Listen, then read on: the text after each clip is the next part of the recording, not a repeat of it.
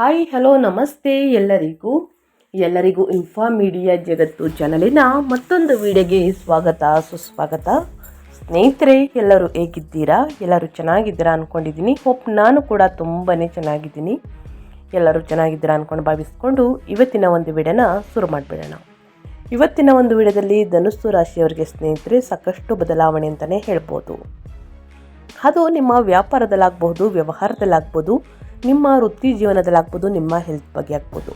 ಏನೆಲ್ಲ ಬದಲಾವಣೆಯನ್ನು ಧನುರಾಶಿಯವರು ಜೂನ್ 2026ರಲ್ಲಿ ನೋಡಲಿದ್ದೀರಿ, ಯಾವುದರ ಬಗ್ಗೆ ಎಚ್ಚರಿಕೆ ವಹಿಸಬೇಕು ಅನ್ನೋದನ್ನ ಕಂಪ್ಲೀಟಾಗಿ ಇದೇ ವಿಡಿಯೋದಲ್ಲಿ ತಿಳಿಸ್ಕೊಡ್ತಾ ಹೋಗ್ತೀನಿ. ಇದನ್ನೆಲ್ಲ ತಿಳ್ಕೋಬೇಕು ಧನುರಾಶಿಯವರು ಅಂದರೆ ಎಲ್ಲೂ ಕೂಡ ವಿಡಿಯೋನ ಸ್ಕಿಪ್ ಮಾಡಬಾರ್ದು. ಅಂದರೆ ವಿಡಿಯೋನ ಕಟ್ ಮಾಡಿ ಓಡಿಸ್ಕೊಂಡೋಗಿ ನೋಡ್ತೀನಿ ಅಂದರೆ ಫುಲ್ ಇನ್ಫಾರ್ಮೇಷನ್ ಅರ್ಥ ಆಗಲ್ಲ. ಸೊ ಹಾಗಾಗಿ ಎಲ್ಲ ವಿಡಿಯೋದಲ್ಲೂ ತಿಳಿಸ್ತಾ ಇರ್ತೀನಿ. ಬಿಗಿನ್ನಿಂದ ಹೆಣ್ಣು ತನಕ ವಿಡಿಯೋವನ್ನು ವಾಚ್ ಮಾಡಿ, ವಿಡಿಯೋದಲ್ಲಿ ಒಳ್ಳೆ ಮಾಹಿತಿ ಸಿಕ್ಕಿದ್ದಲ್ಲಿ ತಪ್ಪದೆ ವಿಡಿಯೋಗೊಂದು ಲೈಕ್ ಕೊಟ್ಟು, ಇನ್ನೂ ನನ್ನ ಚಾನಲ್ನ ಸಬ್ಸ್ಕ್ರೈಬ್ ಮಾಡಿಕೊಂಡಿಲ್ಲ ಅಂದರೆ ಇನ್ಫಾರ್ಮ್ ಮೀಡಿಯಾಗೆ ಸಬ್ಸ್ಕ್ರೈಬ್ ಆಗಿ ನಿಮ್ಮ ಅಭಿಪ್ರಾಯಗಳನ್ನು ಕಮೆಂಟ್ ಬಾಕ್ಸಲ್ಲಿ ತಿಳಿಸ್ಬೋದು. ಯಾರೆಲ್ಲ ಸಬ್ಸ್ಕ್ರೈಬ್ ಮಾಡಿಕೊಂಡು ಪ್ರತಿನಿತ್ಯ ವಿಡಿಯೋ ವಾಚ್ ಮಾಡ್ತಿದ್ದೀರಾ ಅಂಥವರಿಗೆ ಥ್ಯಾಂಕ್ ಯು ಸೋ ಮಚ್ ಅಂತ ಹೇಳ್ತಾ ವಿಡಿಯೋದ ಕಡೆ ಗಮನ ಕೊಟ್ಬಿಡೋಣ. ಕಮೆಂಟ್ ಬಾಕ್ಸಲ್ಲಿ ಓಂ ಶ್ರೀ ಮಹಾಲಕ್ಷ್ಮಿ ನಮಃ ಅಂತ ಕಮೆಂಟ್ ಮಾಡಿ. ಮಹಾಲಕ್ಷ್ಮಿಯ ಅನುಗ್ರಹದಿಂದ, ಆಶೀರ್ವಾದದಿಂದ ನಿಮ್ಮ ಜೀವನದಲ್ಲಿರುವ ತೊಂದರೆಗಳು, ಕಷ್ಟಗಳು, ಸಮಸ್ಯೆಗಳೆಲ್ಲವೂ ನಿವಾರಣೆಯಾಗಿ ಸಾಕಷ್ಟು ಅದೃಷ್ಟವನ್ನು, ಸುಖ ಸಂಪತ್ತು ಹೆಚ್ಚಳವಾಗಲಿ ಅಂತ ಕೇಳ್ಕೊತಾ ವಿಡಿಯೋದ ಕಡೆ ಗಮನ ಕೊಡ್ತಾ ಹೋಗೋಣ. ಸ್ನೇಹಿತರೆ, ಧನುರಾಶಿಯವರು ನಿಮ್ಮ ಕುಟುಂಬದಲ್ಲಿ ಮತ್ತು ನಿಮ್ಮ ಸ್ನೇಹಿತರಲ್ಲಿ ಇದ್ದರೆ ದಯವಿಟ್ಟು ಅವ್ರಿಗೆ ವಿಡಿಯೋವನ್ನು ಶೇರ್ ಮಾಡಿ. ನಿಮ್ಮ ಕಡೆಯಿಂದ ಅವರ ರಾಶಿ ಭವಿಷ್ಯವನ್ನು ಅವರು ಕೂಡ ತಿಳ್ಕೊಂಡಂಗಾಗುತ್ತೆ. ಓಕೆ, ಒಟ್ಟಾರೆಯಾಗಿ ಪ್ರಮುಖ ಮುಖ್ಯಾಂಶಗಳನ್ನು ಹೇಳೋದಾದರೆ ಅಟ್ಟದ್ದನ ಯೋಗ ಅಂತಲೇ ಹೇಳ್ಬೋದು. ಜೂನ್ 2ರಿಂದ 8ನೇ ಮನೆಗೆ ನಿಮ್ಮ ರಾಶಿಯ ಅಧಿಪತಿಯಾಗಿರುವಂತಹ ಗುರುವಿನ ಉಚ್ಚ ಆಗಮನವು ನಿಮ್ಮ ಜೀವನದಲ್ಲಿ ಅನಿರೀಕ್ಷಿತ ಸಂಪತ್ತನ್ನು ತರುತ್ತದೆ. ವಿಮಾ ಹಣ, ಪಿತ್ರಾರ್ಜಿತ ಆಸ್ತಿ ಅಥವಾ ಅನಿರೀಕ್ಷಿತ ಆದಾಯವನ್ನು ಪಡೆಯುವಂತಹ ಅತ್ಯುತ್ತಮ ಅವಕಾಶಗಳು ನಿಮ್ಮದಾಗಿದೆ. ವಿರೋಧಿಗಳ ಮೇಲೆ ಸಂಪೂರ್ಣ ವಿಜಯ ಅಂತಲೇ ಹೇಳಬಹುದು. ಜೂನ್ 21ರಂದು 6ನೇ ಮನೆಗೆ ಮಂಗಳನ ಪ್ರವೇಶವು ನಿಮ್ಮಲ್ಲಿ ಅದ್ಭುತ ಧೈರ್ಯವನ್ನು ತುಂಬುತ್ತದೆ. ಕಚೇರಿಯ ರಾಜಕೀಯದಲ್ಲಿ ನೀವು ಮೇಲ್ಗೈಯನ್ನು ಸಾಧಿಸುವಿರಿ ಮತ್ತು ಸ್ಪರ್ಧಾತ್ಮಕ ಅಡೆತಡೆಗಳನ್ನು ಸಲೀಸಾಗಿ ನಿವಾರಿಸಿಕೊಳ್ಳಲಿದ್ದೀರಿ. ಇನ್ನು ವಿವಾಹದಲ್ಲಿ ತಾಳ್ಮೆ ಅಗತ್ಯ ಸ್ನೇಹಿತರೆ. ಜೂನ್ 15ರ ನಂತರ 7ನೇ ಮನೆಗೆ ಸೂರ್ಯನ ಸಂಚಾರವು ಸಂಗಾತಿಯೊಂದಿಗೆ ಸಣ್ಣ ಪುಟ್ಟ ಅಹಂಕಾರದ ಘರ್ಷಣೆಗಳನ್ನು ಹುಟ್ಟುಹಾಕಬಹುದು. ಈ ಹಂತದಲ್ಲಿ ಶಾಂತ ಮತ್ತು ಹೊಂದಾಣಿಕೆಯ ಮನೋಭಾವವನ್ನು ಕಾಪಾಡಿಕೊಳ್ಳುವುದು ಅತ್ಯಗತ್ಯ. ಇನ್ನು ಧನುರಾಶಿಯವರಿಗೆ ಪರಾಭವ ನಾಮ ಸಂವತ್ಸರದ ಜೂನ್ 2026 ಅತ್ಯಂತ ವಿಶಿಷ್ಟ ಮತ್ತು ಲಾಭದಾಯಕ ತಿಂಗಳಾಗಿ ತೆರೆದುಕೊಳ್ಳುತ್ತದೆ. ಸಾಮಾನ್ಯ ಜ್ಯೋತಿಷ್ಯ ಗ್ರಂಥಗಳು 8ನೇ ಮನೆಯ ಸಂಚಾರವನ್ನು ಸವಾಲುಗಳೊಂದಿಗೆ ಸಂಯೋಜಿಸುತ್ತವೆ. ಆದರೆ ಜೂನ್ 2ರಂದು ನಿಮ್ಮ ರಾಶಿಯ ಅಧಿಪತಿಯಾದಂತಹ ಗುರುವು ತನ್ನ ಉಚ್ಚ ಸ್ಥಾನವನ್ನು ಪಡೆಯಲು 8ನೇ ಮನೆಗೆ ಅಂದರೆ ಕರ್ಕಟಕ್ಕೆ ಪ್ರವೇಶಿಸುವುದು ಅದ್ಭುತ ತಿರುವನ್ನು ನೀಡುತ್ತದೆ ನಿಮ್ಮ ಜೀವನದಲ್ಲಿ. ಈ ಗ್ರಹಗತಿಯು ನಿಮ್ಮ ಒಟ್ಟಾರೆ ಆಯುಷ್ಯವನ್ನು ಹೆಚ್ಚಿಸುತ್ತದೆ, ಗುಪ್ತ ಶತ್ರುಗಳನ್ನು ತಟಸ್ಥಗೊಳಿಸುತ್ತದೆ ಮತ್ತು ಭವ್ಯವಾದ ಅನಿರೀಕ್ಷಿತ ಆರ್ಥಿಕ ಲಾಭಗಳನ್ನು ಪ್ರಚೋದಿಸುತ್ತದೆ. ಈ ರಕ್ಷಣಾತ್ಮಕ ಶಕ್ತಿಗೆ ಪೂರಕವಾಗಿ ತಿಂಗಳ ಕೊನೆಯಲ್ಲಿ ಮಂಗಳನು ನಿಮ್ಮ 6ನೇ ಮನೆಗೆ ಪ್ರವೇಶಿಸಿ ನಿಮ್ಮಲ್ಲಿ ನಿರಂತರ ಹೋರಾಟದ ಮನೋಭಾವವನ್ನು ಹುಟ್ಟುಹಾಕುತ್ತಾನೆ. ವೈಯಕ್ತಿಕ ಸಂಬಂಧಗಳಲ್ಲಿ ಅಳಿದು ತೂಗುವಂತಹ ವಿಧಾನವನ್ನು ಕಾಯ್ದುಕೊಳ್ಳುವ ಮೂಲಕ ಈ ತಿಂಗಳುಗಳನ್ನು ನೀವು ಅಸಾಧಾರಣವಾಗಿ ಲಾಭದಾಯಕ ಹಂತವನ್ನಾಗಿ ಪರಿವರ್ತಿಸಬಹುದು ಸ್ನೇಹಿತರೆ. ಒಟ್ಟಾರೆಯಾಗಿ ಧನುರಾಶಿಯವರು ಏನೆಲ್ಲ ಬದಲಾವಣೆಯನ್ನು ನೋಡಲಿದ್ದೀರಿ, ಯಾವುದರ ಬಗ್ಗೆ ಎಚ್ಚರಿಕೆ ವಹಿಸಬೇಕು ಅನ್ನೋದನ್ನ ಕಂಪ್ಲೀಟಾಗಿ ತಿಳಿಸ್ಕೊಟ್ಟಿದ್ದೀನಿ. ಇನ್ನು ಅದೇ ರೀತಿ ಈ ತಿಂಗಳಲ್ಲಿ ಧನುರಾಶಿಯವರಿಗೆ ಪ್ರಮುಖ ಗ್ರಹಗಳ ಸಂಚಾರ ಹೇಗಿರಲಿದೆ, ಅದರ ಪ್ರಭಾವ ಹೇಗಿರಲಿದೆ, ಯಾವ ಸಮಯದಲ್ಲಿ ಯಾವ ವಿಚಾರದ ಬಗ್ಗೆ ಎಚ್ಚರಿಕೆ ವಹಿಸಬೇಕು, ಯಾವ ಗ್ರಹದಿಂದ ಅನ್ನೋದನ್ನ ನೋಡ್ತಾ ಹೋಗೋಣ. ಗುರು 1 ಮತ್ತು 4ನೇ ಅಧಿಪತಿಯಾಗಿರುವಂತಹ ನಿಮ್ಮ ರಾಶಿಯ ಲಗ್ನಾಧಿಪತಿ 8ನೇ ಮನೆಯಲ್ಲಿ ಉಚ್ಚ ಸ್ಥಿತಿಯಲ್ಲಿ ಜೂನ್ 2ರಿಂದ ಕಟಕದಲ್ಲಿ ಸಂಚಾರವನ್ನು ಮಾಡುತ್ತಿದೆ. 8ನೇ ಮನೆಯಲ್ಲಿ ಉಚ್ಚ ರಾಶಿ ಅಧಿಪತಿಯಾದಂತಹ ದೀರ್ಘ ಆಯುಷು, ಹಠಾತ್ ಧನ ಲಾಭ ಮತ್ತು ಆಳವಾದ ಸಂಶೋಧನೆಯಲ್ಲಿ ಭಾರಿ ಯಶಸ್ಸನ್ನು ಕರುಣಿಸುತ್ತಾನೆ. ಸೂರ್ಯ 9ನೇ ಮನೆ ಅಧಿಪತಿಯಾಗಿರುವಂತಹ ಸೂರ್ಯ 6ನೇ ಮನೆಯಿಂದ 7ನೇ ಮನೆಗೆ ಸ್ಥಳಾಂತರಗೊಂಡು ಸಂಚಾರವನ್ನು ಮಾಡುತ್ತಿದೆ. ಜೂನ್ 15ರವರೆಗೆ 6ನೇ ಮನೆಯಲ್ಲಿದ್ದು ವಿರೋಧಿಗಳ ಮೇಲೆ ವಿಜಯ, ಅನಂತರ 7ನೇ ಮನೆಗೆ ಮಿಥುನಕ್ಕೆ ಬದಲಾಗಿ ಪಾಲುದಾರರೊಂದಿಗೆ ಅಹಂಕಾರದ ಘರ್ಷಣೆಗಳು ಮತ್ತು ಅಧಿಕೃತ ಪ್ರಯಾಣಗಳನ್ನು ಆಹ್ವಾನಿಸುತ್ತಾನೆ. ಇನ್ನು ಮಂಗಳ 5 ಮತ್ತು 12ನೇ ಅಧಿಪತಿಯಾಗಿರುವಂತಹ ಮಂಗಳ 5ನೇ ಮನೆ ಮತ್ತು 6ನೇ ಮನೆಯಲ್ಲಿ ಸಂಚಾರವನ್ನು ಮಾಡುತ್ತಿದೆ. ಜೂನ್ 21ರವರೆಗೆ 5ನೇ ಮನೆಯಲ್ಲಿದ್ದು ಮಕ್ಕಳ ಪ್ರಗತಿಗೆ ಸಹಾಯ. ಆನಂತರ 6ನೇ ಮನೆಗೆ ಋಷಭಕ್ಕೆ ತೆರಳಿ ಸಾಟಿ ಇಲ್ಲದ ಪರಾಕ್ರಮ ಮತ್ತು ಸ್ಪರ್ಧೆಗಳಲ್ಲಿ ವಿಜಯಗಳನ್ನು ನೀಡುತ್ತಾನೆ. ಇನ್ನು ಶುಕ್ರ 6 ಮತ್ತು 11ನೇ ಅಧಿಪತಿಯಾಗಿರುವಂತಹ ಶುಕ್ರ 7ನೇ ಮನೆ ಮತ್ತು 8ನೇ ಮನೆಯಲ್ಲಿ ಸಂಚಾರವನ್ನು ಮಾಡಿ ಜೂನ್ 8ರವರೆಗೆ 7ನೇ ಮನೆಯಲ್ಲಿದ್ದು ಅದರ ಪ್ರಭಾವ ಹೇಗಿರಲಿದೆ ಅಂದರೆ ಶುಕ್ರನ ಪ್ರಭಾವ ವಾಣಿಜ್ಯ ಲಾಭಗಳು, ಆನಂತರ ಉಚ್ಚ ಗುರುವಿನೊಂದಿಗೆ ಸೇರಲು 8ನೇ ಮನೆಗೆ ಕರ್ಕಟಕ್ಕೆ ಪ್ರವೇಶಿಸಿ ಅನಿರೀಕ್ಷಿತ ಅಥವಾ ಗುಪ್ತ ಆರ್ಥಿಕ ಕಾರ್ಯವನ್ನು ಪ್ರಚೋದಿಸುತ್ತಾನೆ ಸ್ನೇಹಿತರೆ. ಇನ್ನು ಬುಧ 7 ಮತ್ತು 10ನೇ ಅಧಿಪತಿಯಾಗಿರುವಂತಹ ಬುಧ 7ನೇ ಮನೆ ಮತ್ತು 8ನೇ ಮನೆಯಲ್ಲಿ ಸಂಚಾರವನ್ನು ಮಾಡುತ್ತಿದೆ. ಜೂನ್ 22ರವರೆಗೆ ತನ್ನದೇ ಆದ 7ನೇ ಮನೆಯಲ್ಲಿ ಬಲವಾಗಿ ನಿಂತು ವ್ಯಾಪಾರ ವಿಸ್ತರಣೆ, ಅನಂತರ 8ನೇ ಮನೆಯಲ್ಲಿ ಗುರು ಮತ್ತು ಶುಕ್ರರೊಂದಿಗೆ ವಿಲೀನಗೊಂಡು ಅತ್ಯಂತ ವಿಶ್ಲೇಷಣಾತ್ಮಕ ನಿರ್ಧಾರಗಳನ್ನು ತರುತ್ತಾನೆ. ಶನಿ 2 ಮತ್ತು 3ನೇ ಅಧಿಪತಿಯಾಗಿರುವಂತಹ ಶನಿ 4ನೇ ಮನೆಯಲ್ಲಿ ಮೀನರಾಶಿಯಲ್ಲಿ ಯಥಾಸ್ಥಿತಿಯಲ್ಲಿ ಸಂಚಾರವನ್ನು ಮಾಡುತ್ತಿದೆ. ಅರ್ಧಾಷ್ಟಮ ಶನಿಯ ಸಂಚಾರ ಮುಂದುವರಿಯುತ್ತದೆ. ಭಾರಿ ಕೌಟುಂಬಿಕ ಕರ್ತವ್ಯಗಳನ್ನು ಪರಿಚಯಿಸುತ್ತಾನೆ. ತಾಯಿಯ ಆರೋಗ್ಯದ ಬಗ್ಗೆ ಕಾಳಜಿ ವಹಿಸುವಂತೆ ಸೂಚಿಸುತ್ತಾನೆ ಮತ್ತು ರಿಯಲ್ ಎಸ್ಟೇಟ್ ವ್ಯವಹಾರಗಳಲ್ಲಿ ಸ್ನೇಹಿತರೆ ವ್ಯಾಪಾರ ವ್ಯವಹಾರಗಳಲ್ಲಿ ಎಚ್ಚರಿಕೆಯ ಹೆಜ್ಜೆಗಳನ್ನು ಬಯಸುತ್ತಾನೆ ಅಂತಲೇ ಹೇಳಬಹುದು. ಯಾವುದಕ್ಕೂ ದುಡುಕಿನ ನಿರ್ಧಾರಗಳನ್ನು ತೆಗೆದುಕೊಳ್ಬೇಡಿ ಸ್ನೇಹಿತರೆ. ಗ್ರಹಗಳ ಸಂಚಾರದ ಸಮಯದಲ್ಲಿ ಧನುರಾಶಿಯವರು ಯಾವುದರ ಬಗ್ಗೆ ಎಚ್ಚರಿಕೆ ವಹಿಸಬೇಕು, ಏನೆಲ್ಲ ಅದೃಷ್ಟದ ಫಲಗಳನ್ನು ಗಳಿಸಲಿದ್ದೀರಿ ಅಂತ ಕಂಪ್ಲೀಟಾಗಿ ತಿಳಿಸ್ಕೊಟ್ಟಿದ್ದೀನಿ. ಇನ್ನು ಒಂದೊಂದಾಗಿ ತಿಳಿಸೋದಾದರೆ ವೃತ್ತಿ ಮತ್ತು ಉದ್ಯೋಗದ ಬಗ್ಗೆ, ವ್ಯಾಪಾರ ವ್ಯವಹಾರದ ಬಗ್ಗೆ ಏನೆಲ್ಲ ಬದಲಾವಣೆಯನ್ನು ಗ್ರಹಗಳು ಸೂಚಿಸುತ್ತಿದೆ ಅನ್ನೋದನ್ನ ನೋಡ್ತಾ ಹೋಗೋಣ ಬನ್ನಿ.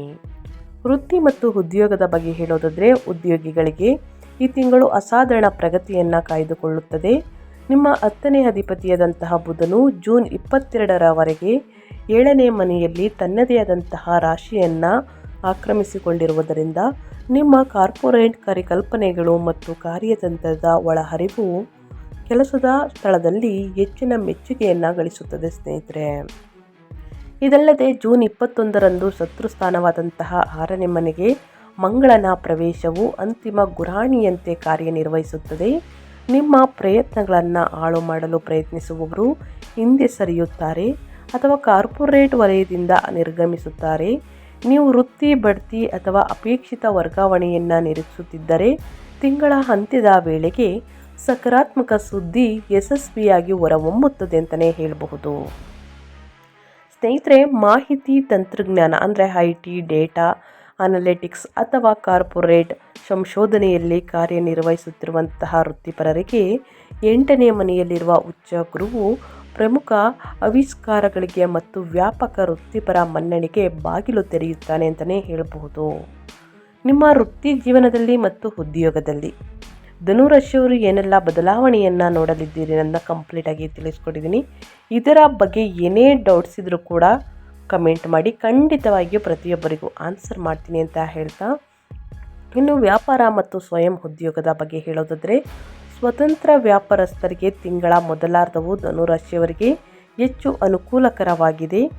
ನಿಮ್ಮ 7ನೇ ಅಧಿಪತಿಯಾದ ಬುಧನು ತನ್ನದೇ ಆದಂತಹ ಮನೆಯಲ್ಲಿ ಸಂಚರಿಸುತ್ತಿರುವುದರಿಂದ ನಿಮ್ಮ ವಾಣಿಜ್ಯ ಹೆಜ್ಜೆ ಗುರುತನ್ನು ವಿಸ್ತರಿಸಲು ಮತ್ತು ಲಾಭದಾಯಕದ ಹೊಸ ಪಾಲುದಾರಿಕೆಗಳನ್ನು ಸ್ಥಾಪಿಸಲು ಸಾಕಷ್ಟು ಅವಕಾಶಗಳು ಲಭ್ಯವಾಗುತ್ತವೆ ಸ್ನೇಹಿತರೆ. ಎಂಜಿನಿಯರ್ಗಳು ಅಥವಾ ಹಣಕಾಸು ವಲಯಗಳನ್ನು ನಿರ್ವಹಿಸುವವರು ಗ್ರಾಹಕರಿಂದ ಅತ್ಯುತ್ತಮ ಪ್ರತಿಕ್ರಿಯೆಯನ್ನು ಪಡೆಯುತ್ತಾರೆ. ಜೂನ್ 15ರ ನಂತರ ನಿಮ್ಮ 9ನೇ ಅಧಿಪತಿಯಾದ ಸೂರ್ಯನು 7ನೇ ಮನೆಗೆ ಪ್ರವೇಶಿಸಿದಾಗ ಸರ್ಕಾರಿ ಒಪ್ಪಂದಗಳು ಅಥವಾ ಸಾಂಸ್ಥಿಕ ಟೆಂಡರ್ಗಳು ಸ್ನೇಹಿತರೆ ಹೆಚ್ಚಿನ ಮಟ್ಟದಲ್ಲಿ ನಿಮ್ಮ ಪರವಾಗಿ ಇತ್ಯರ್ಥಗೊಳ್ಳುತ್ತವೆ. ಅತಿಯಾಗುವ ಲಾಭವು ಸುಗಮವಾಗಿ ಹರಿಯಲು ನಿಮ್ಮ ಸಹವರ್ತಿಗಳೊಂದಿಗಿನ ವಾಣಿಜ್ಯ ಮಾತುಕತೆಗಳ ಸಮಯದಲ್ಲಿ ನೀವು ಅತಿಯಾದ ದರ್ಪದ ನಿಲುವನ್ನು ಪ್ರದರ್ಶಿಸದಂತೆ ನೋಡಿಕೊಳ್ಳಿ. ಸ್ನೇಹಿತರೆ, ವ್ಯಾಪಾರ ವ್ಯವಹಾರದಲ್ಲಿ ಪಾಲುದಾರಿಕೆಯಲ್ಲಿ ಯಾವುದರ ಬಗ್ಗೆ ಧನುರಾಶಿಯವರು ಎಚ್ಚರಿಕೆ ವಹಿಸಬೇಕು ಅಂತ ತಿಳಿಸ್ಕೊಟ್ಟಿದ್ದೀನಿ. ಆ ವಿಚಾರದ ಬಗ್ಗೆ ಬಹಳಷ್ಟು ಎಚ್ಚರಿಕೆ ವಹಿಸಿ ಏನೆಲ್ಲ ಅದೃಷ್ಟವನ್ನು ಕೂಡ ನೋಡಲಿದ್ದೀರಿ ಅನ್ನೋದನ್ನು ತಿಳಿಸ್ಕೊಟ್ಟಿದ್ದೀನಿ. ಇನ್ನು ಮುಂದಿನದಾಗಿ ಹೇಳೋದಾದರೆ ಹಣಕಾಸಿನ ಬಗ್ಗೆ, ಅಂದರೆ ನಿಮ್ಮ ಫೈನಾನ್ಸ್ ಬಗ್ಗೆ ಹೇಳೋದಾದರೆ, ಆರ್ಥಿಕ ಸ್ಥಿತಿ ಮತ್ತು ಸಂಪತ್ತಿನ ಬಗ್ಗೆ ಹೇಳೋದಾದರೆ ಸ್ನೇಹಿತರೆ, ಆರ್ಥಿಕವಾಗಿ ಜೂನ್ ತಿಂಗಳು ಭವ್ಯವಾದ ಮತ್ತು ಅನಿರೀಕ್ಷಿತ ಬದಲಾವಣೆಗಳನ್ನು ಧನುರಾಶಿಯವರಿಗೆ ತರುತ್ತದೆ. ನಿಮ್ಮ 8ನೇ ಮನೆಯಲ್ಲಿ ರೂಪುಗೊಳ್ಳುತ್ತಿರುವಂತಹ ಪ್ರಬಲ ಗ್ರಹಗಳ ಸಂಯೋಜನೆಯು ಉಚ್ಚ ಗುರು, ಶುಕ್ರ ಮತ್ತು ಬುಧ ಹೆಚ್ಚು ಪರಿಣಾಮಕಾರಿಯಾದ ವಿಪರೀತ ರಾಜಯೋಗವನ್ನು ಪ್ರಚೋದಿಸುತ್ತದೆ. ಈ ಗ್ರಹಗತಿಯು ನಿಮ್ಮ ಬರುವುದಿಲ್ಲವೆಂದು ಕೈಬಿಟ್ಟಿದ್ದ ಹಳೆಯ ಆರ್ಥಿಕ ಬಾಕಿಗಳನ್ನು ಸುಗಮವಾಗಿ ವಸೂಲಿ ಮಾಡಲು ಸಹಾಯವನ್ನು ಮಾಡುತ್ತದೆ. ಇನ್ನು ವಿಮಾ ಪಾಲಿಸಿಗಳು, ಪಿತ್ರಾರ್ಜಿತ ಆಸ್ತಿಗಳು ಅಥವಾ ಹೂಡಿಕೆಯ ಮೆಚುರಿಟಿ ಮೂಲಕ ನೀವು ಹಠಾತ್ ಗಣನೀಯ ಆರ್ಥಿಕ ಲಾಭಗಳನ್ನು ಪಡೆಯುತ್ತೀರಿ. 4ನೇ ಮನೆಯಲ್ಲಿ ಶನಿ ಇರುವುದರಿಂದ ಈ ನಗದು ಹಣವನ್ನು ರಿಯಲ್ ಎಸ್ಟೇಟ್ ಅಥವಾ ಆಸ್ತಿಯಂತಹ ದೀರ್ಘಕಾಲೀನ ಸ್ವತ್ತುಗಳಿಗಾಗಿ ಸ್ನೇಹಿತರೆ ಪರಿವರ್ತಿಸುವಂತಹ ನೀವು ಸಹಜವಾಗಿ ಒಲವನ್ನು ತೋರುತ್ತೀರಿ. ಇದು ನಿಮ್ಮ ಭವಿಷ್ಯದ ಭದ್ರತೆಗೆ ಅತ್ಯುತ್ತಮ ಹೆಜ್ಜೆಯಾಗಿದೆ ಅಂತಲೇ ಹೇಳ್ಬೋದು. ಸೊ ಹಾಗಾಗಿ ಏನೆಲ್ಲ ಬದಲಾವಣೆಯನ್ನು ನೋಡ್ತಾ ಇದ್ದೀರಾ, ಯಾವುದರ ಬಗ್ಗೆ ಎಚ್ಚರಿಕೆ ವಹಿಸಬೇಕು, ಹಣಕಾಸಿನ ವಿಚಾರದಲ್ಲಿ ನನ್ನ ಕಂಪ್ಲೀಟಾಗಿ ತಿಳಿಸ್ಕೊಟ್ಟಿದ್ದೀನಿ. ಇನ್ನು ಮುಂದಿನದಾಗಿ ನಿಮ್ಮ ಹೆಲ್ತ್ ಬಗ್ಗೆ, ನಿಮ್ಮ ಆರೋಗ್ಯದ ಬಗ್ಗೆ ಹೇಳೋದಾದರೆ ಮತ್ತು ಯೋಗಕ್ಷೇಮದ ಬಗ್ಗೆ ಹೇಳೋದಾದರೆ, ನಿಮ್ಮ ರಾಶಿಯ ಅಧಿಪತಿ ಗುರುವು 8ನೇ ಮನೆಯಲ್ಲಿ ಉಚ್ಚ ಸ್ಥಿತಿಯಲ್ಲಿ ನೆಲೆಸಿರುವುದು ಶಕ್ತಿಯುತವಾದಂತಹ ಜೀವದಾಯಕ ಕವಚವಾಗಿ ಕಾರ್ಯನಿರ್ವಹಿಸುತ್ತದೆ. ದೀರ್ಘಕಾಲದ ದೈಹಿಕ ಸಮಸ್ಯೆಗಳು ಈ ಅವಧಿಯಲ್ಲಿ ಗುಣಮುಖವಾಗಲು ಪ್ರಾರಂಭಿಸುತ್ತವೆ. ಇದು ನಿಮ್ಮ ಆಯುಷ್ಯವನ್ನು ಸ್ಪಷ್ಟವಾಗಿ ಹೆಚ್ಚಿಸುತ್ತದೆ. ಆದಾಗ್ಯೂ ಜೂನ್ 15ರ ನಂತರ 7ನೇ ಮನೆಗೆ ಸೂರ್ಯನ ಪ್ರವೇಶವು ನಿಮ್ಮ ದೇಹದ ಉಷ್ಣತೆಯನ್ನು ಹೆಚ್ಚಿಸಬಹುದು. ಇದರ ಜೊತೆಗೆ ಜೂನ್ 21ರ ನಂತರ 6ನೇ ಮನೆಗೆ ಮಂಗಳನ ಪ್ರವೇಶವು ಭಾರೀ ಕೆಲಸದ ಹೊರೆಯಿಂದಾಗಿ ನಿಮ್ಮ ದೈಹಿಕ ಆಯಾಸವನ್ನು ಹೆಚ್ಚಿಸುತ್ತದೆ. ಸಮಯಕ್ಕೆ ಸರಿಯಾಗಿ ವಿಶ್ರಾಂತಿಯನ್ನು ಪಡೆಯಲು ವಿಫಲವಾದರೆ ತಾತ್ಕಾಲಿಕ ಕಣ್ಣಿನ ಆಯಾಸ ಅಥವಾ ನರಗಳ ಒತ್ತಡಕ್ಕೆ ಕಾರಣವಾಗಬಹುದು. ಧ್ಯಾನ ಅಥವಾ ಯೋಗಕ್ಕೆ ಸಮಯ ಮೀಸಲಿಡುವುದು 8ನೇ ಮನೆಯ ಗ್ರಹಗಳು ನಿಮ್ಮೊಳಗೆ ಆಳವಾದಂತಹ ಸಕಾರಾತ್ಮಕ ಆಧ್ಯಾತ್ಮಿಕ ಶಕ್ತಿಗಳನ್ನು ಜಾಗೃತೆಗೊಳಿಸಲು ಅನುವು ಮಾಡಿಕೊಡುತ್ತದೆ ಸ್ನೇಹಿತರೆ. ಇನ್ನು ಅದೇ ರೀತಿ ಕುಟುಂಬ ಮತ್ತು ವೈಯಕ್ತಿಕ ಸಂಬಂಧಗಳ, ನಿಮ್ಮ ಫ್ಯಾಮಿಲಿ ಬಗ್ಗೆ ಹೇಳೋದಾದರೆ ಏನೆಲ್ಲ ಬದಲಾವಣೆಯನ್ನು ಧನುರಾಶಿಯವರು ನೋಡಲಿದ್ದೀರಿ ಅನ್ನೋದನ್ನ ನೋಡ್ತಾ ಹೋಗೋಣ.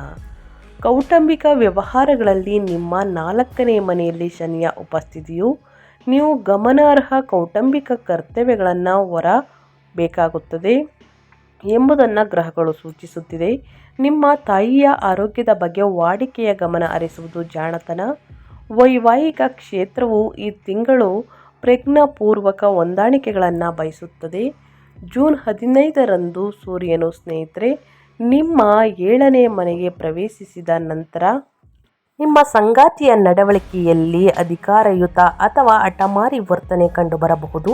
ಸಣ್ಣ ಪುಟ್ಟ ಮನೆಯ ಚರ್ಚೆಗಳು ತೀವ್ರವಾದ ಅಹಂಕಾರದ ಘರ್ಷಣೆಗಳಿಗಾಗಿ ಬದಲಾಗುವುದನ್ನು ತಡೆಯಲು ನೀವು ಹೊಂದಾಣಿಕೆಯ ಮತ್ತು ತಾಳ್ಮೆಯ ನಿಲುವನ್ನು ಕಾಪಾಡಿಕೊಳ್ಳುವುದು ಸೂಕ್ತ. ವಿವಾಹ ಸಂಬಂಧಗಳನ್ನು ಹುಡುಕುತ್ತಿರುವವರಿಗೆ 8ನೇ ಮನೆಯಲ್ಲಿ ಗುರುವಿನ ಉಪಸ್ಥಿತಿಯು ಸಣ್ಣ ಪುಟ್ಟ ವಿಳಂಬಗಳನ್ನು ತರಬಹುದಾದರೂ ಅದು ಅಂತಿಮವಾಗಿ ಅತ್ಯಂತ ಸ್ಥಿರವಾದ ಮತ್ತು ಉತ್ತಮ ಸಂಬಂಧಗಳನ್ನು ತಂದುಕೊಡುತ್ತದೆ. ಸ್ನೇಹಿತರೆ, ವೈವಾಹಿಕ ಜೀವನದಲ್ಲಿ, ಪ್ರೇಮ ಜೀವನದಲ್ಲಿ ಒಟ್ಟಾರೆಯಾಗಿ ನಿಮ್ಮ ಕುಟುಂಬದಲ್ಲಿ ಏನೆಲ್ಲ ಬದಲಾವಣೆಗಳು ಕಂಡುಬರಲಿದೆ, ಯಾವುದರ ಬಗ್ಗೆ ಬಹಳಷ್ಟು ಎಚ್ಚರಿಕೆ ವಹಿಸಬೇಕು ಅನ್ನೋದನ್ನ ಕಂಪ್ಲೀಟಾಗಿ ತಿಳಿಸ್ಕೊಟ್ಟಿದ್ದೀನಿ. ಇನ್ನು ಮುಂದಿನದಾಗಿ ಹೇಳೋದಾದರೆ ವಿದ್ಯಾರ್ಥಿಗಳ ಬಗ್ಗೆ, ಅವರ ಶಿಕ್ಷಣದಲ್ಲಿ, ವಿದ್ಯಾಭ್ಯಾಸದಲ್ಲಿ ಏನೆಲ್ಲ ಚೇಂಜಸನ್ನು ನೋಡಬಹುದು, ಯಾವುದರ ಬಗ್ಗೆ ಬಹಳಷ್ಟು ಎಚ್ಚರಿಕೆ ವಹಿಸಬೇಕು ಅನ್ನೋದನ್ನ ನೋಡ್ತಾ ಹೋಗೋಣ. ವಿದ್ಯಾರ್ಥಿಗಳಿಗೆ ವಿಶೇಷವಾಗಿ ವೈದ್ಯಕೀಯ ಸ್ಟ್ರೀಮ್ಗಳು, ಪುರಾತತ್ವ ಸಂಶೋಧನೆ, ಐತಿಹಾಸಿಕ ವಿಶ್ಲೇಷಣಾ ಅಥವಾ ಆಳವಾದಂತಹ ತಾಂತ್ರಿಕ ಕ್ಷೇತ್ರಗಳನ್ನು ಅನುಸರಿಸುವವರಿಗೆ 8ನೇ ಮನೆಯಲ್ಲಿರುವ ಉಚ್ಚ ಗುರುವು ಅದ್ಭುತ ಒಳನೋಟವನ್ನು ತೆರೆಯುತ್ತಾನೆ. ಸಂಕೀರ್ಣ ವಿಷಯಗಳ ಮೇಲೆ ನೀವು ಆಳವಾದಂತಹ ಹಿಡಿತವನ್ನು ಸಾಧಿಸುವಿರಿ. ಜೂನ್ 21ರ ನಂತರ 6ನೇ ಮನೆಯಲ್ಲಿ ಮಂಗಳನ ಸಂಚಾರದಿಂದಾಗಿ ಪ್ರತಿಷ್ಠಿತ ಸಂಸ್ಥೆಗಳು, ಸೀಟ್ಗಳಿಗಾಗಿ ಸ್ನೇಹಿತರೆ ಅಥವಾ ಸರ್ಕಾರಿ ಉದ್ಯೋಗಗಳಿಗಾಗಿ ಸ್ಪರ್ಧಾತ್ಮಕ ಪರೀಕ್ಷೆಗಳನ್ನು ಬರೆಯುವಂತಹ ಅಭ್ಯರ್ಥಿಗಳು ಸಂಪೂರ್ಣ ವಿಜಯಶಾಲಿಯಾಗಿರುತ್ತಾರೆ. ಕಷ್ಟಪಟ್ಟು ಅಧ್ಯಯನದ ಕಡೆ ಗಮನ ಕೊಟ್ಟಿದ್ದರೆ ಮಾತ್ರ ಉನ್ನತ ಫಲಿತಾಂಶವನ್ನು ಗಳಿಸುವುದಕ್ಕೆ ಸಾಧ್ಯವಾಗಲಿದೆ ಅಂತಲೇ ಹೇಳಬಹುದು. ಪ್ರತಿದಿನ ಸ್ನೇಹಿತರೆ ಹನುಮಾನ್ ಚಾಲಿಸವನ್ನು ಓದಿ ನಂತರವೇ ಅಧ್ಯಯನದ ಕಡೆ ಗಮನ ಕೊಡಿ. ಯಾವುದೇ ಅಡಚಣೆ ಇದ್ರೂ ನಿವಾರಣೆಯಾಗಲಿದೆ. ಇನ್ನು ಜೂನ್ 2026ರಲ್ಲಿ ಧನುರಾಶಿಯವರಿಗೆ ಸ್ನೇಹಿತರೆ ಏನೆಲ್ಲ ಅದೃಷ್ಟವನ್ನು ನೋಡಲಿದ್ದೀರಿ, ಯಾವುದರ ಬಗ್ಗೆ ಎಚ್ಚರಿಕೆ ವಹಿಸಬೇಕು ಅನ್ನೋದನ್ನ ಕಂಪ್ಲೀಟಾಗಿ ತಿಳಿಸ್ಕೊಟ್ಟಿದ್ದೀನಿ. ಇವಾಗ ಪರಿಹಾರವನ್ನು ತಿಳಿಸ್ಕೊಡ್ತೀನಿ. ಆದಷ್ಟು ನನ್ನ ಚಾನಲ್ನಲ್ಲಿ ಸಣ್ಣ ಪುಟ್ಟ ಪರಿಹಾರದಿದ್ದರೆ ದೊಡ್ಡ ಸಮಸ್ಯೆಗಳೇ ನಿವಾರಣೆಯಾಗಲಿದೆ. ಅರ್ಧಾಷ್ಟಮ ಶನಿಯ ಕೌಟುಂಬಿಕ ಕರ್ತವ್ಯಗಳನ್ನು ಸರಾಗಗೊಳಿಸಲು ಮತ್ತು ನಿಮ್ಮ ಉಚ್ಚ ರಾಶಿಯಾಧಿಪತಿಯ ಅದ್ಭುತ ಪ್ರತಿಫಲಗಳನ್ನು ಸಂಪೂರ್ಣವಾಗಿ ಪಡೆಯಲು ಈ ಪರಿಹಾರಗಳನ್ನು ಕೈಗೊಳ್ಳಿ. ಮೊದಲನೇದಾಗಿ ಶನಿ ಪರಿಹಾರ. 4ನೇ ಮನೆಯ ಶನಿಯಿಂದ ಉದ್ಭವಿಸುವಂತಹ ಕೌಟುಂಬಿಕ ಆತಂಕಗಳನ್ನು ಎದುರಿಸಲು ಶನಿವಾರದಂದು ಶಿವನ ದೇವಸ್ಥಾನದಲ್ಲಿ ನೀರು ಅಥವಾ ಹಾಲಿನ ಅಭಿಷೇಕವನ್ನು ಮಾಡಿಸಿ ಮತ್ತು ನಿಮ್ಮ ಹಿರಿಯರ ಆಶೀರ್ವಾದವನ್ನು ಪಡೆಯಿರಿ. ಇನ್ನು ಸೂರ್ಯನ ಆರಾಧನೆ. ಜೂನ್ 15ರ ನಂತರ 7ನೇ ಮನೆಯ ಸೂರ್ಯನು ಪ್ರವೇಶಿಸಿದಾಗ ನಿಮ್ಮ ವೈವಾಹಿಕ ಜೀವನದಲ್ಲಿ ಉಂಟಾಗುವ ಮಾತಿನ ಚಕಮಕಿ ಅಥವಾ ಅಹಂಕಾರದ ಘರ್ಷಣೆಯನ್ನು ಸಮನಗೊಳಿಸಲು ಮುಂಜಾನೆ ಸೂರ್ಯ ನಮಸ್ಕಾರವನ್ನು ಅಭ್ಯಾಸ ಮಾಡಿ ಮತ್ತು ಆದಿತ್ಯ ಹೃದಯ ಸ್ತೋತ್ರವನ್ನು ಪಠಿಸಿ. ಇನ್ನು ದಕ್ಷಿಣಾಮೂರ್ತಿ ಸ್ತೋತ್ರ. ನಿಮ್ಮ ಉಚ್ಚ ರಾಶಿ ಅಧಿಪತಿಯ ಮೂಲಕ ಲಭ್ಯವಿರುವಂತಹ ಬೃಹತ್ ಅದೃಷ್ಟವನ್ನು ಅದೃಷ್ಟದ ಹರಿವನ್ನು ಸಂಪೂರ್ಣವಾಗಿ ರಕ್ಷಿಸಲು ಗುರುವಾರದಂದು ಹಳದಿ ವಸ್ತ್ರವನ್ನು ಧರಿಸಿ ಮತ್ತು ಶ್ರೀ ದಕ್ಷಿಣಾಮೂರ್ತಿ ಸ್ತೋತ್ರವನ್ನು ಪಠಿಸಿ. ಆದಷ್ಟು ಬಡವರಿಗೆ, ನಿರ್ಗತಿಕರಿಗೆ ನಿಮ್ಮ ಕೈಯಲ್ಲಾದಷ್ಟು ಹಣ ಸಹಾಯವನ್ನು ಮಾಡುವುದು, ಅನ್ನದಾನ ಮಾಡುವುದು, ಬಟ್ಟೆ ದಾನವನ್ನು ಮಾಡುವುದರಿಂದ ನಿಮ್ಮ ಜೀವನದಲ್ಲಿರುವ ಕಷ್ಟಗಳು, ಸಮಸ್ಯೆಗಳು ಕ್ರಮೇಣವಾಗಿ ಕಡಿಮೆಯಾಗಲಿದೆ. ಸ್ನೇಹಿತರೆ, ಧನುರಾಶಿಯವರು ಈ ಸಣ್ಣ ಪುಟ್ಟ ಪರಿಹಾರಗಳನ್ನು ಮಾಡಿ ಅಂತ ಹೇಳ್ತಾ ನಾನು ವಿಡಿಯೋವನ್ನು ಎಂಡ್ ಮಾಡ್ತಾ ಇದ್ದೀನಿ. ಇವತ್ತಿನ ಒಂದು ವಿಡಿಯೋದಲ್ಲಿ ಧನುರಾಶಿಯವರಿಗೆ ಒಳ್ಳೆಯ ಮಾಹಿತಿ ಸಿಕ್ಕಿದ್ದಲ್ಲಿ, ಈ ವಿಡಿಯೋ ಯೂಸ್ಫುಲ್ ಅನಿಸಿದ್ದಲ್ಲಿ ವಿಡಿಯೋಗೆ ಲೈಕ್ ಮಾಡೋದನ್ನ ಮರ್ತಿದ್ರೆ ಲೈಕ್ ಮಾಡಿ. ಇನ್ನೂ ನನ್ನ ಚಾನಲ್ನ ಸಬ್ಸ್ಕ್ರೈಬ್ ಮಾಡ್ಕೊಂಡಿಲ್ಲ ಅಂದರೆ ಇನ್ಫೋ ಮೀಡಿಯಾಗೆ ಸಬ್ಸ್ಕ್ರೈಬ್ ಆಗಿ ನಿಮ್ಮ ಅಭಿಪ್ರಾಯಗಳನ್ನು ಕಮೆಂಟ್ ಬಾಕ್ಸಲ್ಲಿ ತಿಳಿಸ್ಬೋದು. ಯಾರೆಲ್ಲ ಸಬ್ಸ್ಕ್ರೈಬ್ ಮಾಡ್ಕೊಂಡಿದ್ದೀರಾ ಅವ್ರಿಗೆ ಮತ್ತೊಮ್ಮೆ ಥ್ಯಾಂಕ್ ಯು ಸೋ ಮಚ್ ಅಂತ ಹೇಳ್ತಾ ಮತ್ತೊಂದು ವಿಡಿಯೋದಲ್ಲಿ ಮತ್ತೊಂದು ರಾಶಿ ಭವಿಷ್ಯದ ಜೊತೆಗೆ ಸಿಗ್ತೀನಿ. Thank you for watching.